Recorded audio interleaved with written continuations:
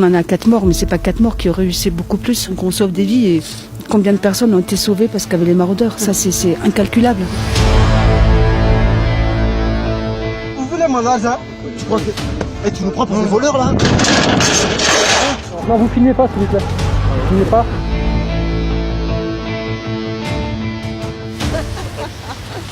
On est à Montgenèvre, c'est une station de ski des Hautes-Alpes à un peu moins de 2000 mètres d'altitude. On est en pleine vacances scolaires, donc ici, de jour, l'ambiance est plutôt au sport d'hiver. Mais on va revenir cette nuit et vous allez voir que l'ambiance est très différente parce qu'on est juste à la frontière avec l'Italie. Et là, la nuit, des migrants essayent de passer. Ils sont très mal équipés, arrivent souvent blessés. Et à 2 km d'ici, on a même retrouvé un mort.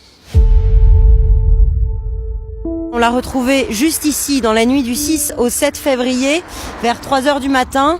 Il n'avait plus de chaussures, tous ses vêtements étaient gelés. Il s'appelait Tamimou, il avait 28 ans, il venait du Togo. Le plus tragique dans cette histoire, c'est que derrière moi, en bas, à 5 minutes, il y a Briançon. Et à Briançon, il y a un refuge qui accueille ces migrants qui arrivent de Montgenèvre. On nous a dit que les compagnons de route de Tamimou étaient peut-être encore là-bas. On va essayer de les retrouver. C'est donc un lieu où tous les réfugiés qui viennent de franchir la frontière peuvent arriver, se reposer, être nourris, logés. On nous a dit qu'il y avait des compagnons de route de ce jeune homme qui a perdu la vie. Vous savez s'ils sont ici ? Oui, ils sont encore ici pour quelque temps, pas très longtemps. Je suis avec Charlie, il a fait la route avec Tamimou depuis l'Italie. Charlie, qu'est-ce qui s'est passé ? Au milieu du montagne, on était perdus totalement. On avait dit on va pas s'en sortir, on va mourir là. Salut, il ne pleut plus parce qu'il a appelé ses 2 bottes. C'est une chaussette, il marchait dans la neige et ses pieds sont congelés. C'est devenu dur, même le sang passait plus. Et puis je le portais, il me remerciait seulement, il me remerciait. Il me dit Dieu va te bénir, Dieu va te payer, aide-moi. En descendant, on a vu une voiture, un monsieur qui était en ville.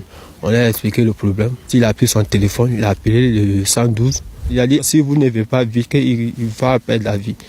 C'est là qu'ils ont dit que non, qu'ils seront là dans 30 minutes. De 1h du matin, c'est jusqu'à 3h du matin, ils viennent chercher. Et il est mort à l'hôpital à 4h du matin.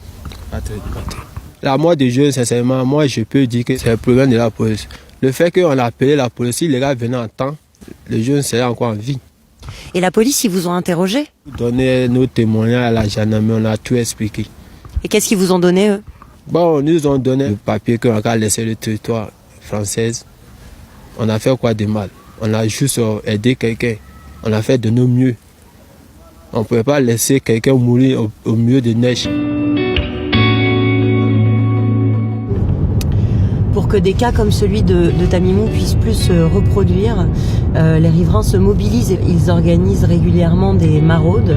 Justement, là, on a rendez-vous pour en faire une avec une jeune grand-mère qui s'appelle Agnès. C'est le lieu de stockage de tous les habits de rechange qu'on monte. Puisque voilà, il faut leur monter tout ce qu'il faut pour qu'ils aient pas froid. Allez, go!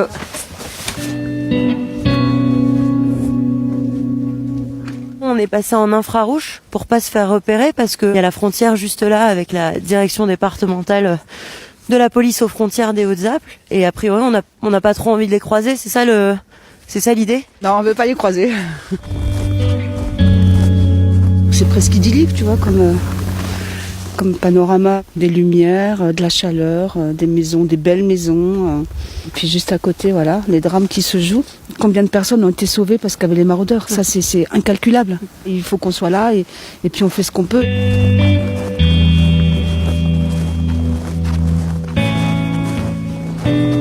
Donc là, on est en Italie. Là, c'est l'Italie. 23h, 23h30, les gens, ils doivent être dans le secteur s'il y a du monde. Ouais. Pas de rendez-vous, hein, on est là, et donc peut-être qu'il y avait personne aujourd'hui, je sais pas. Ce qui est pas évident, parce que quand ils nous voient, ils ont tendance à nous prendre pour les forces de l'ordre. Et ça, c'est quelque chose qu'ils ont mis en place l'été dernier. On a commencé à voir descendre de fourgons de gendarmerie des personnes en short et en basket. Les migrants, quand ils croisaient ces personnes, ils les prenaient pour des randonneurs, ils demandaient des renseignements. Et puis ils tombaient dans le panneau, quoi.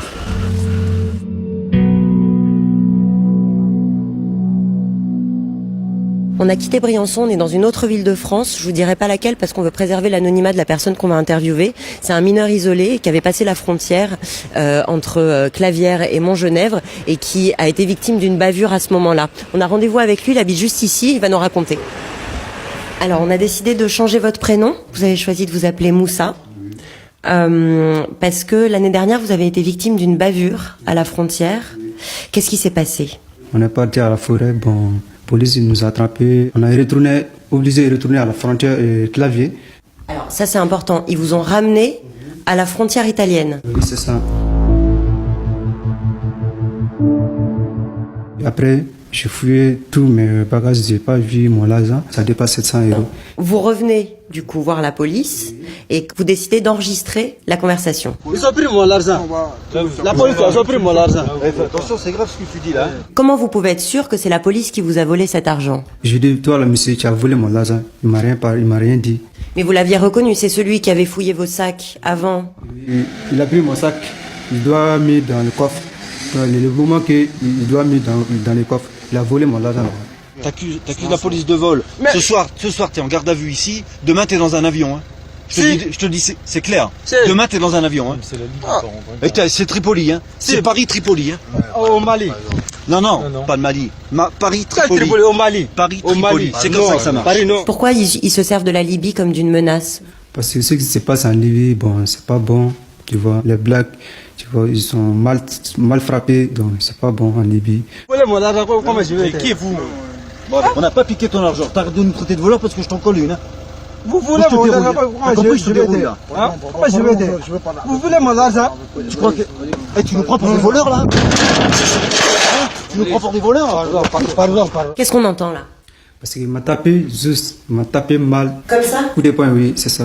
Oh, écoute-moi bien. Pardon, police. Tu me traites encore une fois de voleur? Moi, je te jette là-dedans. T'as compris? Ok. T'as compris? T'as compris ce que je t'ai dit là? Si. Ils voulaient vous jeter où? Dans quoi? C'est un tunnel. Il y a un trou qui sent comme ça. Mais qui est très profond, c'est vous risquez de mourir si vous jetez? Oui, c'était très profond même, tu vois. Ouais. Aujourd'hui, vous êtes sous la protection de l'aide sociale à l'enfance. Comment vous voyez votre avenir? Bon, je vais faire sapeur-pompier. Je l'ai décidé. Si c'est comme ça, bon, je vais sauver les uns, tu vois. Alors là, on reprend la route vers Montgenèvre. On va essayer de parler à la direction départementale de la police aux frontières. Je dis essayer parce qu'on les a appelés depuis Paris. Et dès qu'on dit qu'on est journaliste, en fait, ils raccrochent purement et simplement. On a fait une demande plus officielle auprès du service de communication du ministère de l'Intérieur. La demande nous a elle aussi été refusée. Donc on va essayer d'y aller comme ça. Ce qu'on va faire, c'est qu'on va un peu planquer la caméra. Je vais garder le micro. Puis on verra bien ce qu'ils nous disent. Bonjour monsieur, vous êtes de la DDPAF? C'est ça. On est journalistes nous. Oui. On voudrait vous poser plein de questions. On fait un sujet sur les... Repassez à 14h quand le chef de service sera là. C'est vrai, à 14h? Ouais, à partir Ok, de 14h. ça marche, comptez sur nous. Merci beaucoup, à tout à l'heure. Bonjour. On est venu tout à l'heure, on nous a dit qu'on aurait peut-être une petite chance d'interviewer le chef de service à partir de 14h. Ah, c'est pas ça? Non, c'est pas ça. Vous travaillez pour quel média? Pour Combini News.